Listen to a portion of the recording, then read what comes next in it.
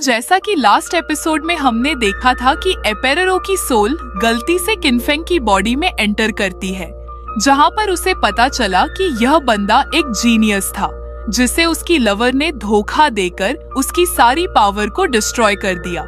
साथ ही साथ किनफेंग की फियांसे जिंगन भी अपनी एंगेजमेंट पेपर हासिल करने के लिए किन फैमिली में आकर हंगामा मचाने लगी, तो किनफेंग ने वहां आते ही अपनी इटर्नल फ्लेम का यूज करते हुए जिंगन के सभी चमचों को खत्म कर दिया। इतना ही नहीं, वो तो जिंगन को भी काफी ज्यादा जलील करता है, मगर उसने जिंगन को जान से ही नहीं मारा, क्योंकि उसे पता करना था कि सोल को डिस्ट्रॉय करने वाली एंशिएंट टेक्निक इस बंदे ने कहां से सीखी होगी। अब आगे तो इस एपिसोड की शुरुआत उसी सीन से होती जहां पर जिंग जलील होकर वापस जा रही थी। तभी किनफेंग ने उसे आवाज देकर रोक लिया। ओके तो जिंग, तुम तो एंगेजमेंट पेपर्स को कलेक्ट करने यहाँ आई थी ना, फिर तुम इन पेपर्स को भूल कैसे सकती हो यार। जो सुनते ही जिंगन खुश हो गई। वो कह रही थी, क्या सच में तुम ये पेपर्स मुझे दे रहे हो? जिस पर किनफेंग कहता है, अरे पगली, ये तो बस एक मामूली सा पेपर है, भला इसे तुम्हें देने में मुझे क्या ही दिक्कत होने वाली है। चलो ये लो तुम्हारे पेपर्स और मजे करो। जिंगन तो यह सुनकर काफी ज्यादा हैरान थी। उसे समझ नहीं आ रहा था कि यह बंदा इतनी आसानी से मान कैसे गया।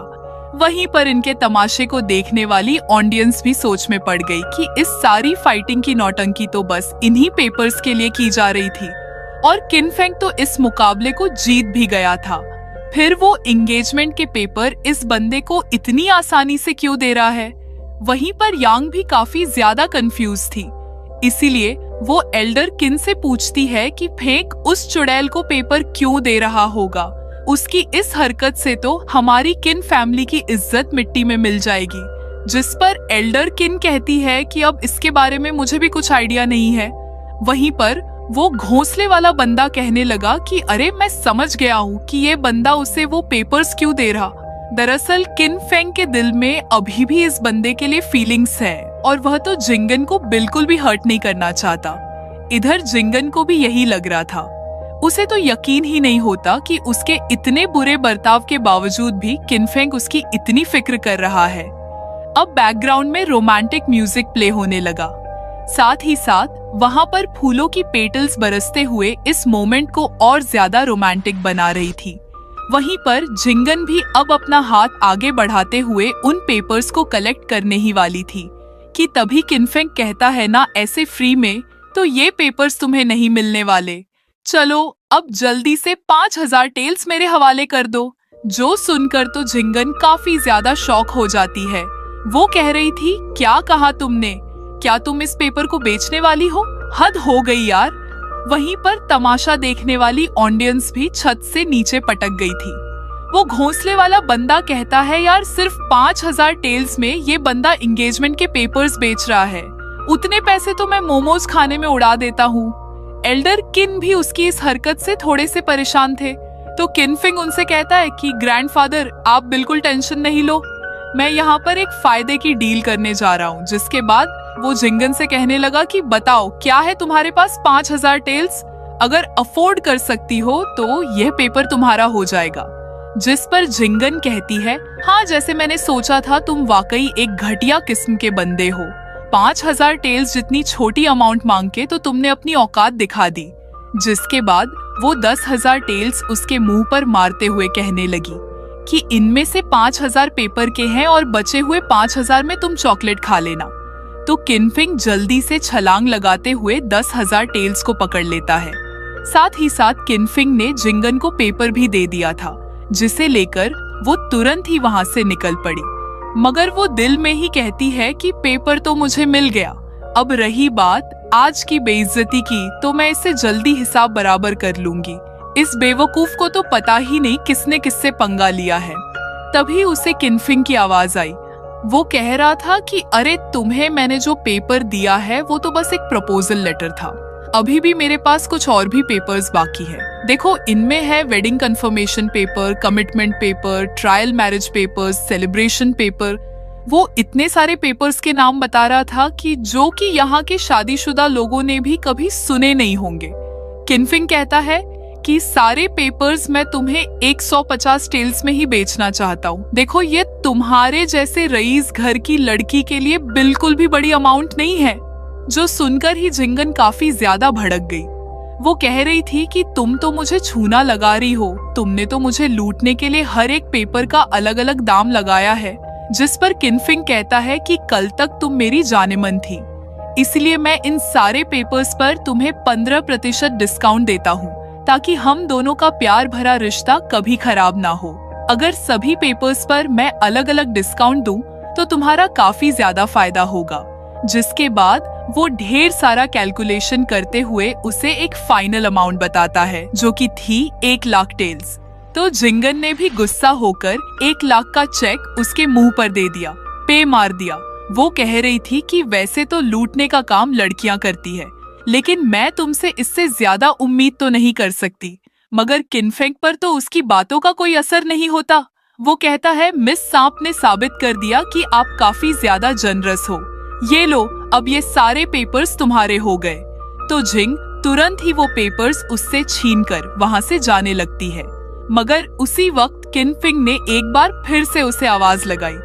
वो कहता है, सॉरी हाँ, लेकिन आजकल मेरी मेमोरी ठीक से काम नहीं कर रही। लेकिन जिंगन तो उस पर बहुत ज्यादा भड़क गई थी। वो कहती है, किनफिंग, अब तुम लिमिट क्रॉस कर रहे हो। अगर अब तुमने मुझसे और पैसे मांगे तो हमारी दोनों फैमिलीज में जंग छिड़ जाएगी।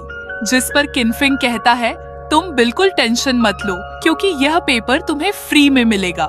दरअसल यह था डियर जैन लेटर। ये लेटर्स वॉर टाइम में अक्सर औरतें यूज किया करती थी, अपने हस्बैंड या फिर लवर से रिश्ता तोड़ने के लिए। और ऐसा ही सेम लेटर किनफिंग ने भी यूज किया, जिसका मतलब यह था कि वो खुद ही इस बंदी से ब्रेकअप कर चुका है। इस बेइज्जती से तो जिंग काफी ज्यादा भड़क गई थी। यहाँ पर किनफिंग ये सारी हरकतें करके बस उसे उकसाना चाहता था, ताकि जिंगन गुस्से में आकर अपने जेड पेंडेंट का यूज करके उस पर हमला कर दे। और तो और होता भी बिल्कुल वैसे ही जिंगन ने उस पर अपने जेड टोकन से अटैक कर दिया था। हम देख पाते हैं कि उस जेड पेंडेंट में से ढेर सारी सोल्स बाहर आते हुए किनफिंग को खत्म करने की कोशिश करने लगी। वहीं पर किनफिंग जैसे तैसे उनसे बचते हुए कहने लगा कि यह तो वही सारी सोल्स है जिन्हें तुमने बड़ी बेरहमी से खत्म करके अपने पेंट में ट्रैप किया होगा। अब तो मैं समझ गया हूँ कि तुमने मुझसे पहले भी कई सारे लोगों को धोखा दिया है। जिसके बाद उन डेमोनिक सोल के अटैक से बचते हुए अपनी इटर्नल फ्लेम से वहां पर एक जोरदार ब्लास्ट कर देता है, जिसके चलते इटर्नल फ्लेम की चपेट में आकर वो सारी सोल डिस्ट्रॉय हो गई। अब किनफिंग जिंगन ने पहने हुए पेंटन को छीनने की भी कोशिश करता है। उस जेड से उसे अपनी पास्ट लाइफ के राइवल जाओ की आराम महसूस हो रही थी। और फाइनली उस जेड को गैप करते हुए उसने जिंगन के मुंह पर एक जोरदार पंच हिट कर दिया। उसके तो एक ही मुक्के में वो बंदी अपने एंगेजमेंट पेपर के साथ फ्लाई करती हुई सीधे रास्ते पर जाकर पटक गई।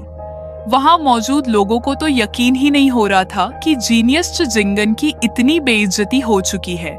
साथ ही साथ उन्होंने किनफिंग का डियर जेन लेटर भी देख लिया था, तो समझ जाते हैं कि जिंगन को तो किनफिंग ने ही डंप किया था। अब वो लोग आपस में ये डिस्कस कर रहे थे कि ये बंदी किनफिंगिंग को डंप करने आई थी, मगर किनफेंग ने इसे डंप करके इसकी नाक कटा दी। किनफिंग को भी अब पूरा यकीन हो चुका था कि इस लड़की के पास जो इव स्किल्स है वो ओरिजिनली जाहुआ से बिलोंग करती थी। अब उसे बस इतना पता करना है कि 10,000 सालों के बाद ये पेंडेंट यहाँ पर कैसे पहुँच गया। वहीं पर जिंगन जलील हालत में कहने लगी कि किनफेंग में जरूर से तुमसे रिवेंज लूंगी, जिसके बाद वो जैसे तैसे अपना मुंह छुपा के वहां से भाग जाती है। वहीं पर जिंगन भी अचानक से नीचे गिर गया।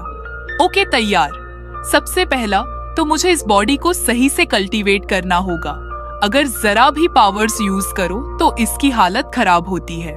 वहीं पर एल्डर किन भी जल्दी से आकर उसे संभालने लगे।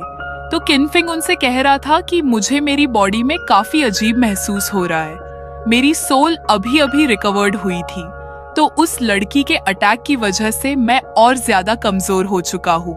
मेरे ख्याल से मुझे बस पावरफुल एनिक्स जरिए हील कर सकते हैं।